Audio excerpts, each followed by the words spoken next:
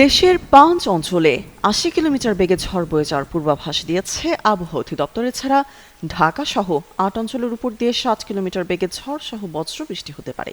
সোমবার সকাল ৯টা থেকে সন্ধ্যা ৬টা পর্যন্ত অভ্যন্তরীণ নদী বন্দরগুলোর জন্য দেওয়া এক বিশেষ সতর্কবার্তায় এসব তথ্য জানানো হয়েছে। আবহাওয়া অফিস জানিয়েছে, রংপুর, বগুড়া, টাঙ্গাইল, ময়মনসিংহ এবং সিলেট অঞ্চলের উপর দিয়ে পশ্চিম অথবা উত্তর পশ্চিম দিক থেকে ঘন্টায় লেস অয়েল অ্যাবজর্ব করে আপনার পরিবারকে রাখে হেলদি। ফুড গ্রেড ম্যাটেরিয়ালে তৈরি যমুনা কুকওয়্যার। ৬০ থেকে ৮০ কিলোমিটার বেগে অস্থায়ীভাবে দমকা অথবা ঝোড়ো হাওয়া বয়ে যেতে পারে। সেই সঙ্গে বৃষ্টি অথবা বজ্রবৃষ্টি হতে পারে। এসব এলাকায় নদী বন্দরগুলোকে ২ নম্বর নৌ হুঁশিয়ারি সংকেত দেখাতে বলা হয়েছে। এছাড়া ঢাকা, মাদারীপুর, ফরিদপুর, কুষ্টিয়া, নোয়াখালী, বরিশাল, চট্টগ্রাম এবং কক্সবাজার অঞ্চলের উপর দিয়ে একই দিক থেকে ঘন্টায় ৪৫ থেকে ৬০ কিলোমিটার বেগে অস্থায়ীভাবে ঝড়ো হাওয়া বয়ে যেতে পারে। সেই সঙ্গে বৃষ্টি অথবা বজ্রবৃষ্টি হতে পারে। এসব এলাকার নদী বন্দরগুলোকে ১ নম্বর সতর্ক সংকেত দেখাতে বলা হয়েছে।